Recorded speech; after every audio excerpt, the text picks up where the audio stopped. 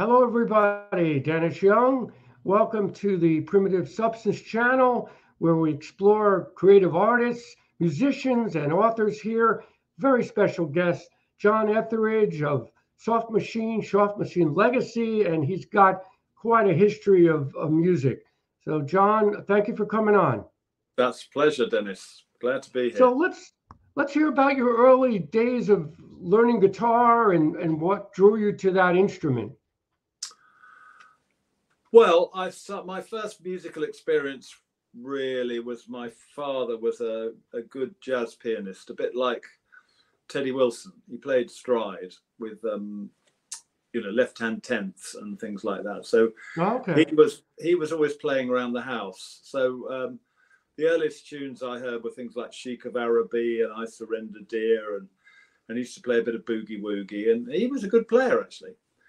Music, and him and his friends thought it was amazingly uncool, and they were not into it at all. They were into Benny Goodman, of course, because it's American, and so he was always going on about Charlie Christian, who initially I didn't respond to at all. And it's interesting to remember why one doesn't respond, because as a musician you get into the trees, into the wood, and you can't see the wood for the trees. And which is an English expression, meaning that you lose your perspective. And the thing was, its tone and Charlie Christian's sound, that jazz guitar sound.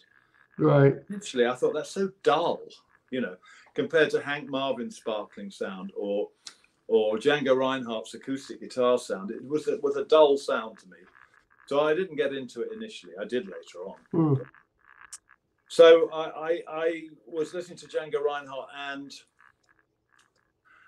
the Beatles, the Stones, and then I had this album, Folk Festival of the Blues, 1963, and there was a track, Wee Wee Baby, bit Willie Dixon with a Buddy Guy solo that was just searing, amazingly powerful solo, and so an R&B, the British blues boom was beginning to happen. Oh, yeah, I'm sure. Yeah, so, I formed a blues society at school. Interesting, I didn't form a jazz society. I formed a blues society, and we listened to Memphis Slim and Little Walter and things like that. And these things like Buddy Guy. I was never mad about the more kind of authentic guys like John Lee Hooker and all that. There again, I came to them later. But I was, primarily interested in Django Reinhardt and this bit of this. So about 1965, an epiphanal moment for me, very, very important. I was studying for exams, A-levels or something. Right. I went to this college and this guy said, have you heard Eric Clapton? I went, oh, yeah. Eric Clapton, the Yardbirds, 5 Live Yardbirds. Right. Quite pretty good actually, and I'd seen the Yardbirds when Jeff Beck first joined in '64. I've seen one of his must have been something. I'd say his first couple of gigs. I was fortunate in this period to see everybody. So I saw Jeff Beck second gig with the Yardbirds, and with a Telecaster, which was the go-to guitar, Telecaster and a Fender amp, screaming sound. Right. And I like that. It was exactly like, everybody was exactly like they are. They just sort of become more like it as they go on. And Jeff was always that kind of, he made it look so easy, and he had such an amazing tone. And well, he got that later. This was a sort of standard Telecaster, but he was always kind of like an incidental player. In other words, there'd be a moment, and then there'd be another moment, and another moment. It was all quite disjointed, but very good, very impressive, And the Yardbirds used to do a thing, which I can't remember what they call it, like a rave up or something. And what this was, and this was quite standard for bands at the time. Everything would sort of break down, and it was almost like a kind of raucous improvisation, building to a climax. Okay. And the Yardbirds did this a lot. It's completely forgotten. They didn't do it on record, of course. They didn't do it in the studio. and it would build up to a sort of frenzy. Now Clapton hated all this, so he'd left. Jeff Beck was quite into it. Suited Jeff Beck because he could make a lot of noises and you know, it was all, you know, rudimentary, but it was all there. Anyway, so I've seen him, but he said, "Oh, have you seen Clapton?" And I went, "Yeah, good, you know, Telecaster, 5 live yard bursts, that's good." You know, I wasn't that. You know, I said, "Yeah, he's good." He said, "You should see him now." Yeah. So this must be November '65, and I went to. Well, there's a gig very near here that they used to do, Golders Green Refectory. So the room, most of the pubs in England had what you might call conference rooms, and these people used to put gigs on there, function rooms, and people put gigs on the room. So John Mayall's Blues Breakers would play in these function rooms in these pubs. Oh, about that! Wow. So I walked in, and it was. You know, Mayall, and it was Clapton, and there was this thing going on the guitar, unforgettable. I mean, I've never. It was nobody had ever heard anything like this. It was a complete bloody revolution. I was just astonished. You know, we were not as a guitar player because it was not about the technique. It was the fact that, you know, the guitar was singing, the guitar was the phrasing. I mean. Genius. It was absolutely. And I've got a theory about genius, following on from this, is that genius can disappear. Talent doesn't disappear, but genius disappears. And for a couple of years, there's no doubt about it. I mean, I can say this. I was there. I was actually there. I'm one of the last witnesses to this period where the whole of what we call rock guitar was invented by one guy. That is amazing. With a Les Paul and a Marshall amp. And I can absolutely tell anybody who's listening to this that was nothing like that before. If you want to hear what was immediately prior to that, it's Mike Bloomfield on the Paul Butterfield Blues Band album. Okay. So that came out in August '65, and we were quite impressed. But it was basically that same thing: the Telecaster, back pickup of the Telecaster, quite a wailing sound, but a recognizable sort of back pickup rock sound, you know. But when Clapton played on the Les Paul and the Marshall, it actually sang. It was vocal, and the important thing about that, which is another thing that people forget when they become musicians, is that's what appeals to people. It was the sound and the vibrato and the way it sang. He made the thing sing, and this had been implied by Buddy Guy and you know, and BB. They'd implied it, but he'd taken it, you know, and to 2 or 3 levels up. And, you know, everybody listens to this thing. If anybody listens to this, they should go to the Blues Breakers album with Eric Clapton. And I got to hear that. Listen to Stepping Out. The solo on Stepping Out is an absolute masterpiece. It's a 20-year-old guy. He's just 21.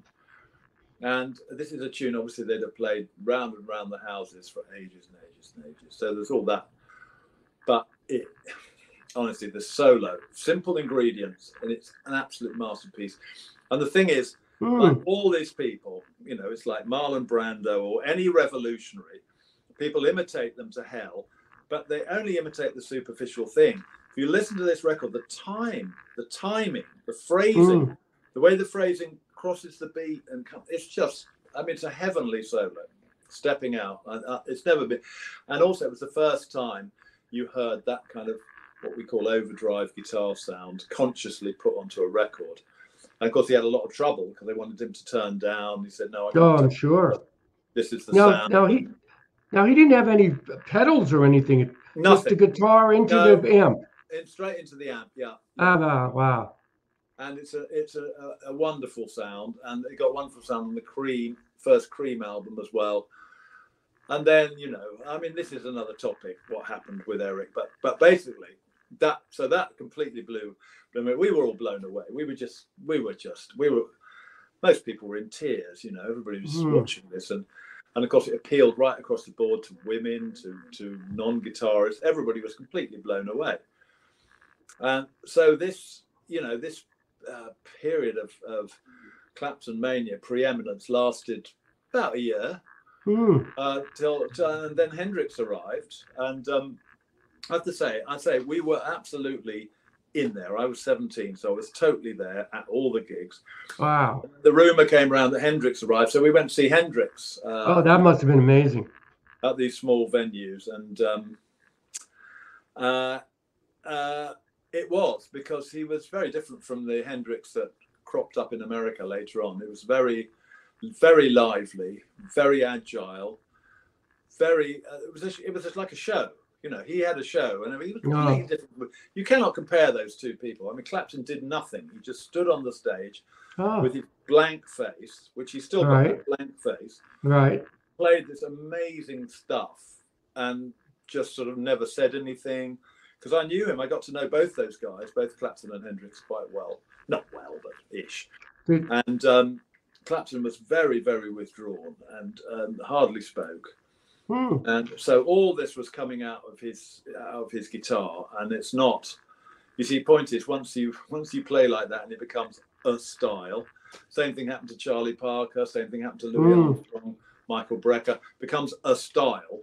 Right. And then everybody copies it, and they call it a style. It's not. It was the way the guy felt about life. I mean, it's a completely.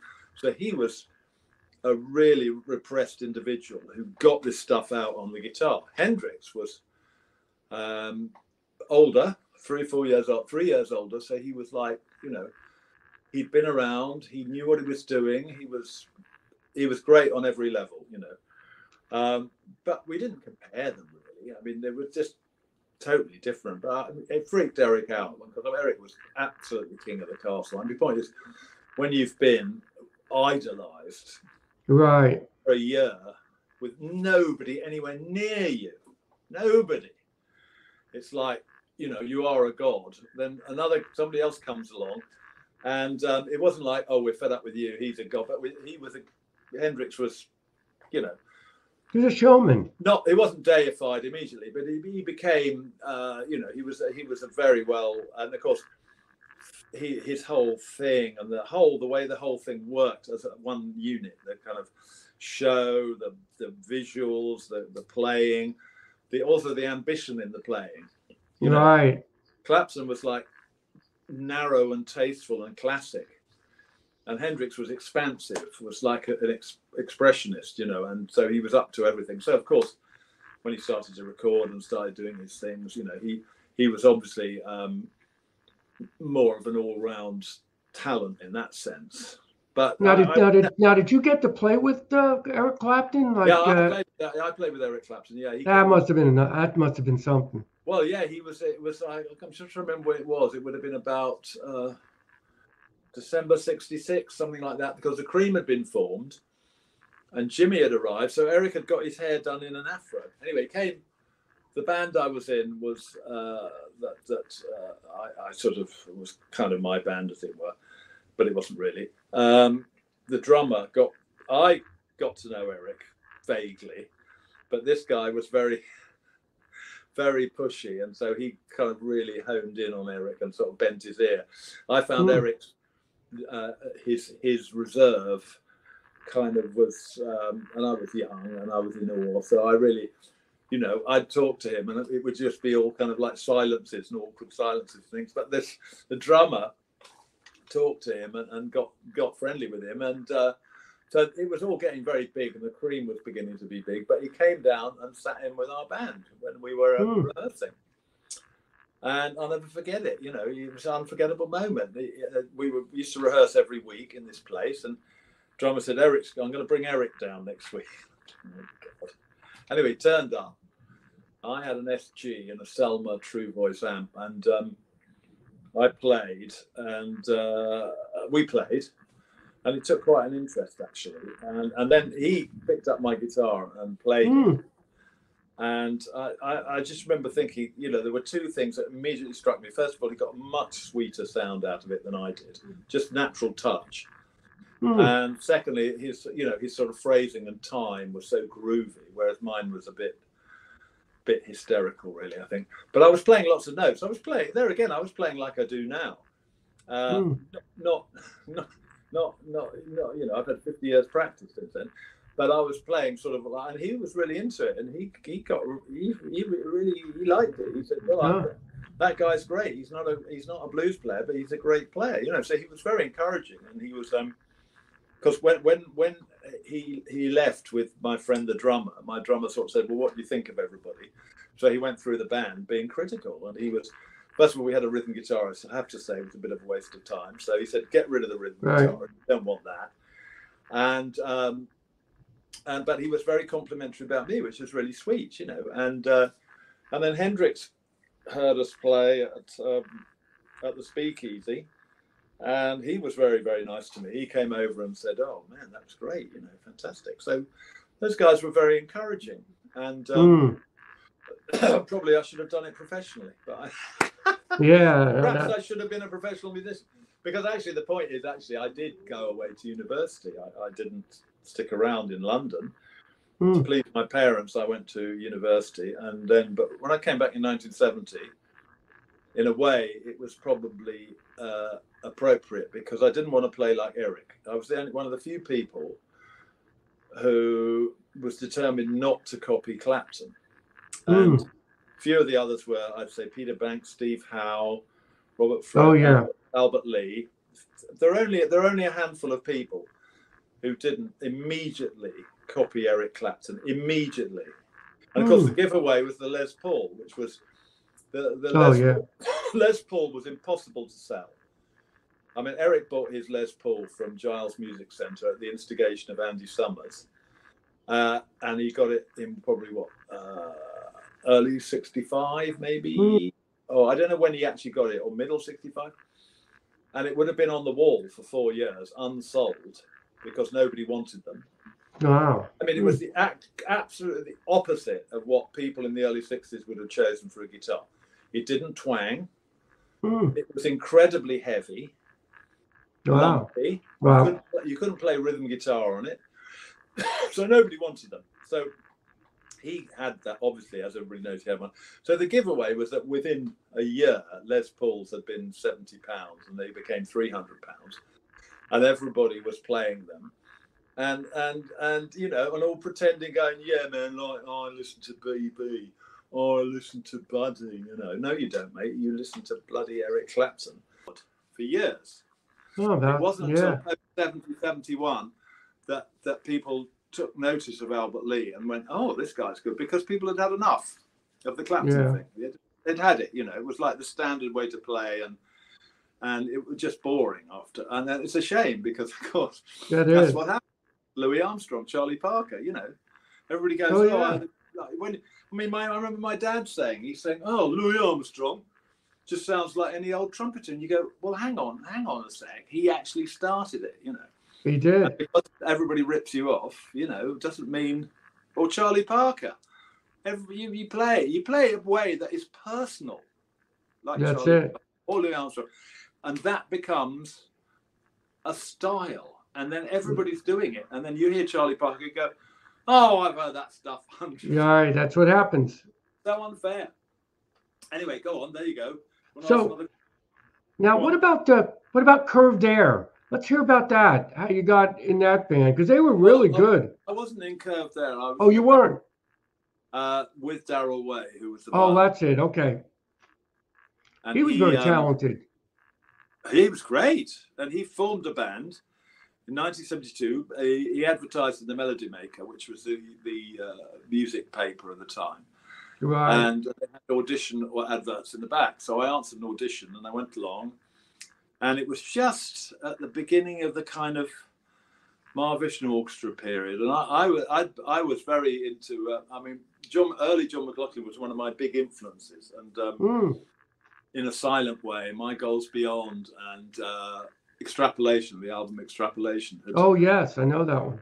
They'd returned me onto jazz, you know, during this period where I was kind of at university Extrapolation came out in 1968. It was a seminal record for me because, let's say, because of the Clapton Hendrix thing, I kind of lost interest in jazz, really. Not completely, but a little bit. Particularly jazz guitar, and hearing Extrapolation I thought, wow, you know, it's not that it's a particularly technically accomplished record. I mean, the guitar playing is pretty rough, but it's got a real verve. It's got a real thing about it. It's like, wow. Yes, it does. It's got cojones, you know.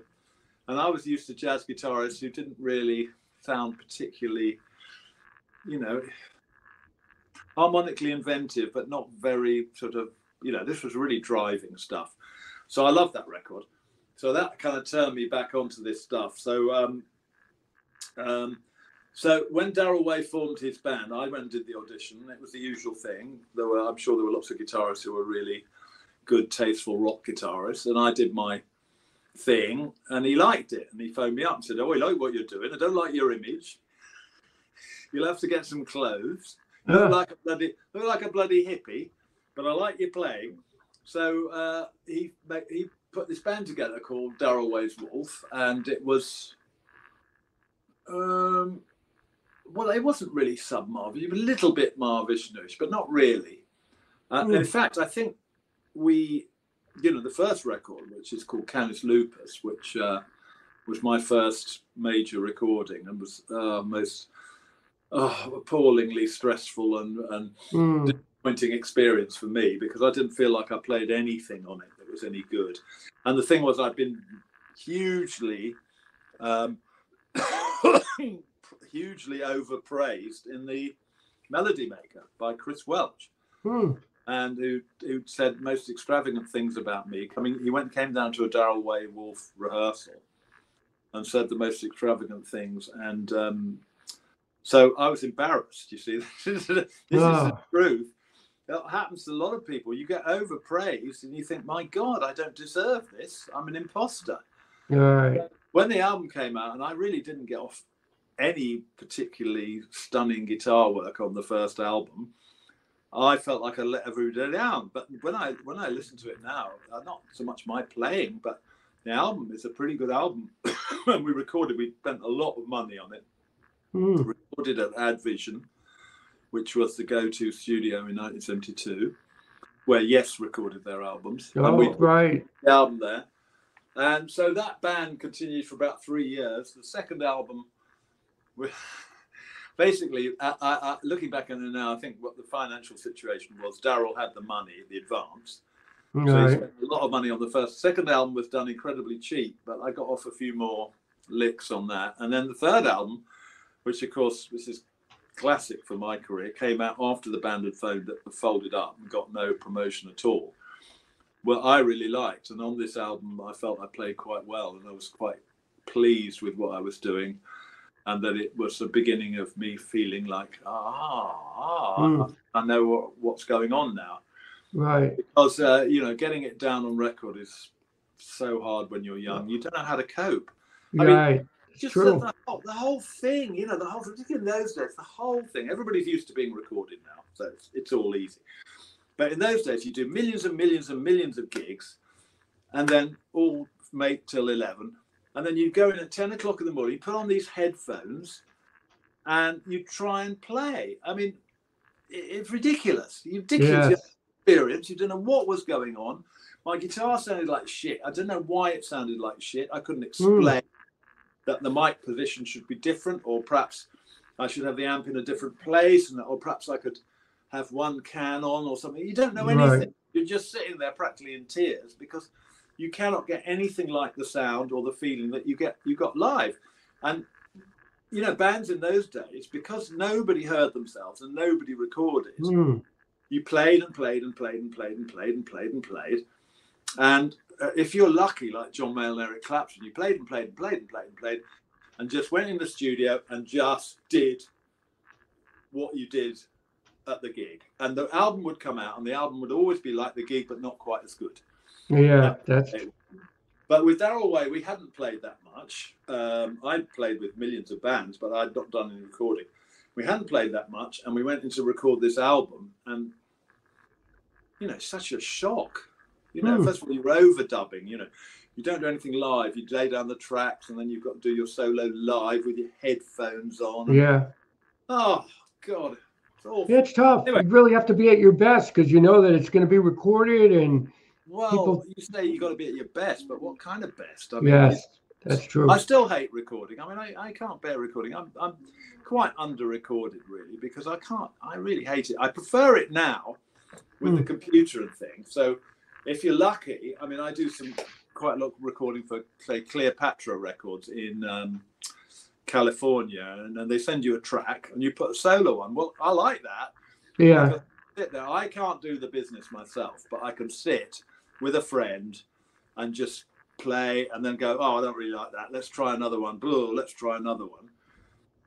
But when you're a young bloke being intimidated by a heavyweight studio with engineers, and you don't even dare go, well, you sort of go, is that what I sound like? And they go, yeah, mate, that's what you sound like. And you go, oh, God, really? Yeah. So that took years to get together. Now, I got a question. You played with this Global Village Trucking Company with Gong. That must have been quite an experience. Was that pretty wild playing with that band? That was the Darrell Ways Wolf split up, and I wasn't doing anything. In fact, for practically a year, I did nothing, which is quite odd. And then James Lascelles from Global Village Trucking Company, who's the keyboard player, phoned me up and said, we're looking for a guitar player. Can you think of anybody? So we don't know. You wouldn't be the right sort of person. I said, well, look, I'm not doing anything. I wouldn't mind having a go. So I joined them, and that was, I must say, socially, and it was a very enjoyable experience. They lived in a farm. And you'd go up there and stay in their farm and play music, and there was a constant jam session going on. It was a jam. Imagine. It was a an early type jam band, and it was a constant. So you'd go in, play for a couple of hours, go out, get some food, come back, and rejoin whoever was jamming in the jamming. Oh, that must have been great. Fantastic, yeah. Wow. The gigs were good fun. It was very kind of Grateful Dead-y, so it wasn't totally my bag, which is why he didn't think I would be the right person. But I sort of adapted, and I just enjoyed it because I was doing nothing, and it was like a home, very homely feeling. But then the Soft Machine thing came up while I was on tour with them, so I left their tour. It was with Gong, and I remember the day the day David Allen left. I saw him peering through the curtains while we were playing. No, that's something. He'd gone. And they didn't know who he was. And it was a power struggle between him and Steve Hillage. I think that's what happened. Oh, okay. He dipped out. But that didn't last. I only did that for a couple of months. And then I joined the Soft Machine. And out of the blue, Alan Holdsworth phoned me up. And, wow, what a guitarist he is. He was great. Yeah, so he phoned me up, and he'd left them my number. So they contacted me, and they'd auditioned a few people, but they were quite unsuitable. And I was the right guy for the job at the time. And I could finally actually play, which is why I still play in the Soft Machine, actually. The only reason is finally in the Soft Machine, I could play the way I felt I wanted to play. And I couldn't do that in the other bands I was in. Darrell Way, it was all a bit, whatever it was, proggy. Global was lovely vibe, but it was kind of Grateful Dead. And this with Soft Machine, then finally I was stretched to play, and I had to take over from Holdsworth and play his repertoire, and so that was pretty demanding. But I really knuckled down, and it was great. And I mean, joy is the wrong reason. I love this Global Village. Global Village was like I remember at the time thinking, I'm in this warm, cozy environment with the Global Village Trucking Company. It's really nice, really good people, right? Really uncompetitive, unjazzy. And then I'm going to go to this cold, bleak Soft Machine. Yeah. But I'm going to do it, And it was cold and bleak on a social level. But I wanted to do it to prove myself, I mean, I had to do it. If I hadn't done that, I would have been.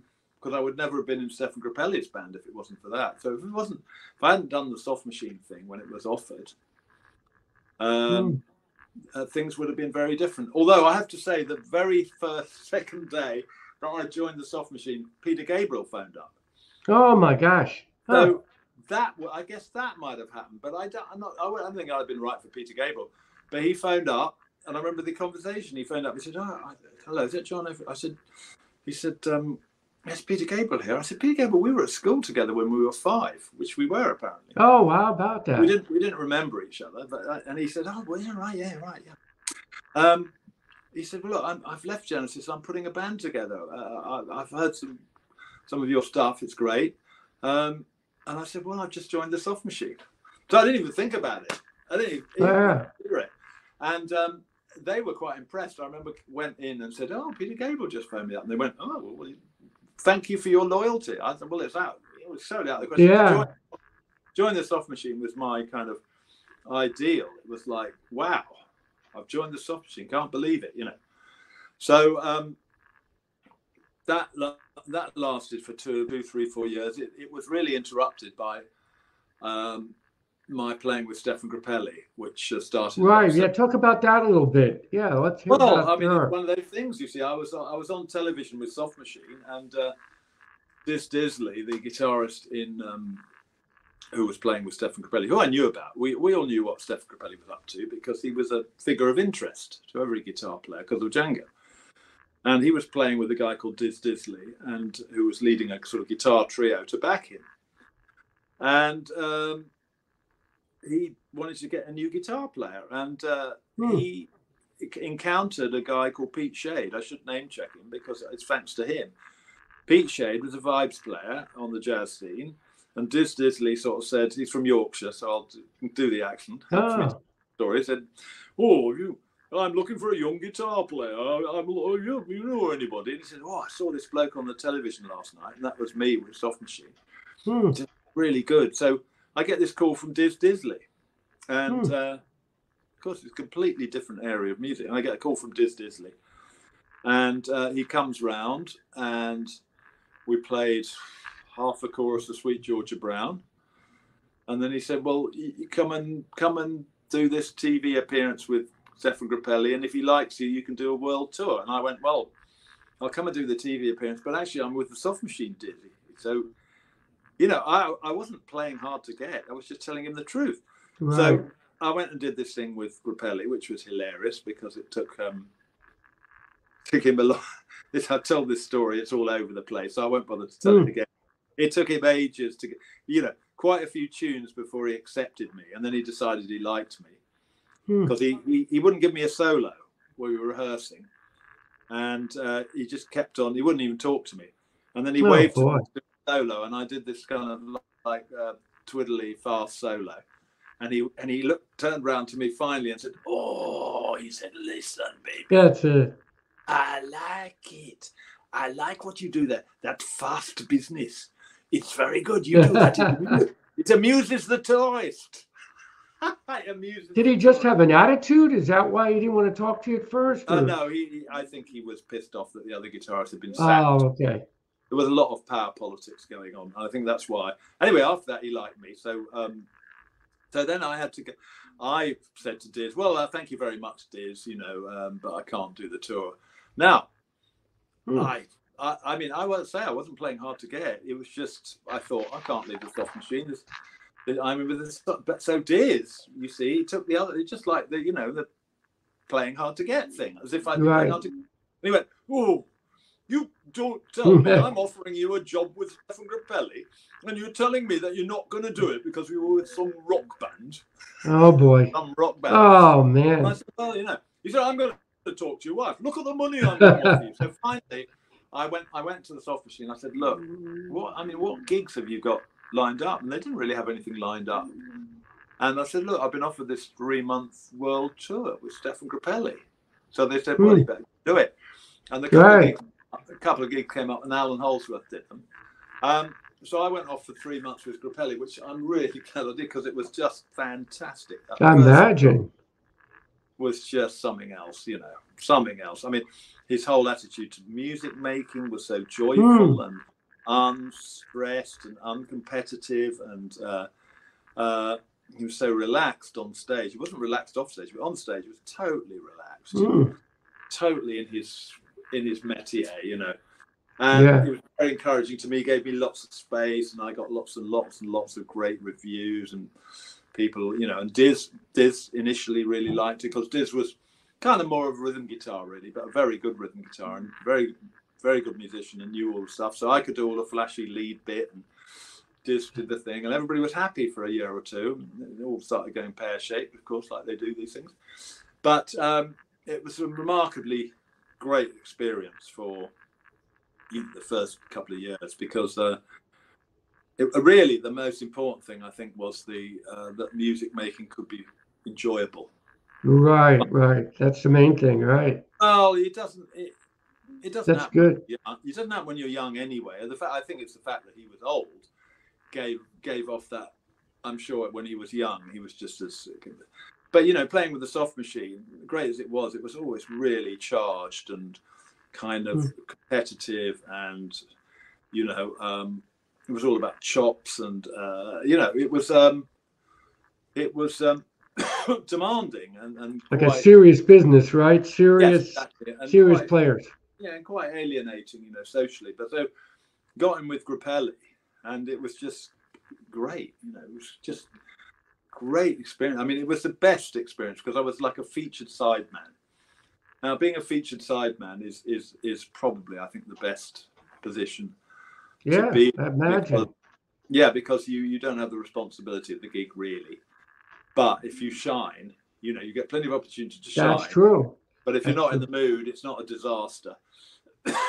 Now, how'd things go with Andy Summers? That's very interesting. You did some music with Andy? I met Andy. Now, I met Andy in '76. I was with the Soft Machine. He was playing with Kevin Ayres. Oh, okay. We did a gig in Edinburgh, and we started jamming together. Because he's a big jazz man as well. So we'd sit around playing bebop stuff. And this was in a period when it was all kicking off with the Police. Now, I took no notice at all. He'd tell me about this band, and he'd turn up with dyed blonde hair and things like that. And I'd go, wow, you've dyed your hair blonde. He'd go, yeah. You know, this band, and it's good. And I go, yeah, great. Okay, fine. Yeah. Come on, let's play How High the Moon. And we'd play. And gradually, I got the message that things were kind of, you know, the odd thing. And I think the final moment was when we were playing, and my babysitter, 14-year-old, 15-year-old, came through into the room where we played, and just looked at him, collapsed on the floor, screamed and collapsed on the floor. And I'm, what's going on? He said, I told you it's getting big, you know. So then, of course, the rest is history. The Police got bigger and bigger and bigger, but we stayed friends through it all. That's nice. And we would always have a get together when he was in town, and I go to the gigs and things, and it was great. And then we always played, and then we sort of talked about doing something, and there was lots of talk, and there was more talk, and more talk. And finally, we started doing it, and we started in 1988. We started recording. Then we did a bit more in 1991 or something. I think 93. The album came out, Invisible Threads, that we sort of finished it off. And it's just a duo, 2 guitars, and then we toured for about a year as a duo. Oh wow! we went all over the world, really, and you know, it's great because he's you know, we're friends, and we sort of hung about, and so that was. You know, that was another sort of worldwide experience. It was the first that must have been something.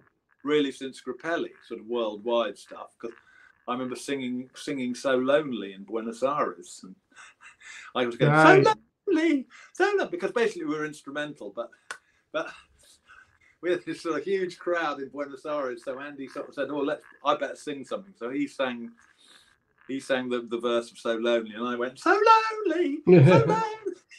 So what did you guys play? Like theaters or small theaters and clubs. You know, okay, quite good sized theaters, particularly in South America, some smallish clubs in America, and yeah, it was quite intimate. It was an intimate show. You know, it was 2 acoustic guitars. We played the Blue Note in Japan, Tokyo, but it was basically, you know, 2 acoustic guitars. and so it's not a sort of stadium gig. And it worked great for a year, and he was very happy to do it. Then he sort of moved on to do other things, and we've done the odd bit together. But every time I see him, we have a play. I saw him 3 months ago in June. I was on tour with Soft Machine, supposedly on tour. All the gigs through, but it was a supposed tour, and so I went up to see him in Santa Monica, and we got the guitars out and played. Oh, that's nice. We always played Manoir de Carnival by we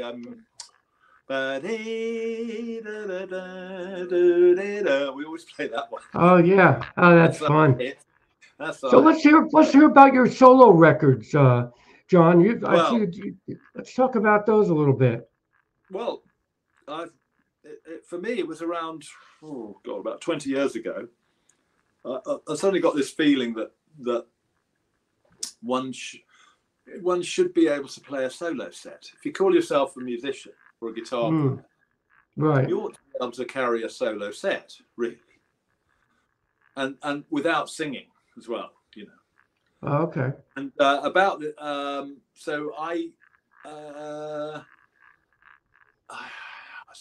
I think I started with an album called I Didn't Know, and I made that in around 2004, 5, and then I started going out, and coincidentally a guy phoned me up, a guy called Alan Greenwood, and he was trying to promote his wife Kit Holmes, and he wanted a front man to sell the gigs. He was quite open about it. He said, look, I just want somebody to be the name that I can sell the gig because I want to promote Kit.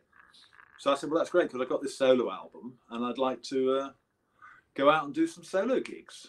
So I do remember, actually, now I'm remembering, when before this, when I'd made the album, and then I organised, the only time in my life I organised a proper launch gig. Yeah. And there again, you know, the problem is it's all so nerve-wracking. So I invited all the critics down, and this is in 2004 when they were still interested in somebody like me.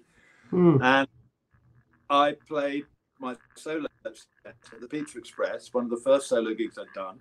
All the critics were there in the front row writing their things. Yeah. And I got a review in The Guardian, The Times, The Observer. They all reviewed it in the big papers, like a big deal. And it kind of was worth it, actually. But I mean, it really was. Oh God, it's quite a thing, you know. I mean, I quite admire myself now. 20 years later, I could never get that together now. I sent invites up to all the critics, and I set up the gig. And anyway, so then I started touring solo, and so with Kit Holmes, so she'd play a solo set, I'd play a solo set. I'd play for about an hour, right? And I got into it, and I do actually really enjoy playing solo. There are different. Life is all swings and roundabouts, and the things that you enjoy about solo, you also are things you miss. I mean, I really enjoy not being beholden to anybody else. So if I make a mistake, I don't feel embarrassed. It doesn't matter.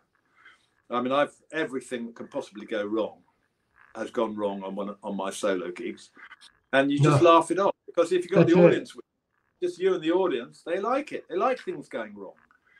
Yeah. They like it if your pedals break down. You go, God, well, pedals are broken mistakes down. Are good. You know, you can't be perfect. I mean, we were playing at the Iridium. We were playing at the Iridium with Soft Machine, and my pedals broke down. And that's just embarrassing, because the band are sitting there waiting to play. Oh. And if it'd been a solo gig, I'd have just made a huge joke about it, and people would remember it. Oh God, I remember. I saw John Etheridge. Yeah, man. Yeah. He's good, yeah. Well, his gear broke down. That was really funny, you know. No, it's funny. So I do enjoy that. But what you missed is, the thing is, if you're on your own, playing on your own, you never properly get going. It just doesn't happen. You've got to have other people there with you to create. That's true. The vibe. So that energy, right? You miss that. And so. But at the moment, I'm doing I did this year, and I'm doing next year, a long tour with Gordon Giltrap, who's a very well-known guitarist in England. Okay. And he will do 2 solo sets and play a bit at the end. And I find it very relaxing, actually. I really I do enjoy it, and it's a different challenge. And don't use that much gear. I mean, you can go the gear way, which is also hugely valid. I mean, I'm very friendly with somebody like, say, Tim Motzer, who does solo stuff. Right. Yeah, it's great, but it's like, it's kind of gear based, and so it's you know, you can get all sorts of textures and things. I do a bit of that, but I'm quite traditional. I do kind of sort of, you know, stuff where I try and play the bass line and the rhythm and the melody all at the same time and all that. I mean, one of the big inspirations for solo guitar in the last 20 odd years has been Tommy Emmanuel, you know, who's just ridiculous. I mean, and the inspiring thing about him to me is how he, like, just like when we were talking about Clapton, his play gets to everybody. So he gets a big crowd at his gigs, not just guitar players. It's people just love his playing, and I've sort of thought about it quite a lot. One of the things is his rhythm. He used to be a drummer. His rhythm is so infectious, and he plays a lot of very recognisable tunes. He's kind of out. Basically, it's modern Chet Atkins, but it's just so infectious. Have to check him out. Yeah. Oh no, he's ridiculous. And the really impressive thing to me about Tommy Emmanuel, apart from his fantastic playing, is that, for instance, he came over to England, was completely unknown. Within 3 or 4 years, he built up a massive following. Now, no solo guitarist has ever done that, playing solo guitar. People just flocking to see his shows. Now, people will flock to see a guitarist with a band, you know, Jeff Beck. Right. But they won't flock to see a solo guitarist. That's something. That's hard, yeah. Yeah, absolutely. And he's an absolute phenomenon, that guy. Anyway, so I've done solo gigs, and I did another album, a live album. I haven't done a solo album for a bit, but anyway. So what are you going to be doing? What's the current? Are you going to be doing any more Soft Machine Legacy? Yes, is that what it is? Soft Machine Legacy? Is that what it's called now? It's Soft Machine. We just Soft Machine. You on the East Coast? Where are you? Yes, New Jersey. Well, we were there. Hang on. Oh, too bad I missed that. You were there? No, we were in. Yeah, you did. We were in. It's too bad. Now, where were we? We were nearest to you. We were in Baltimore. Okay. We were in Sellersville, and then we were up further up beyond New York in kind of New England, and then Canada. Okay. Just a couple of months ago. Oh, okay. Now, who's currently in the band now, besides yourself? Who's in Soft Machine now for everybody John. For a long time, the band was basically the 70s band. Me, Roy Babington, and John Marshall, and Theo Travis on. Well, Marshall died, passed away. Roy Babington's hand packed up, so he's he's not playing. So we've got a guy called Fred Baker, who I've known for years, great bass player, and a drummer for Asaf Serkis,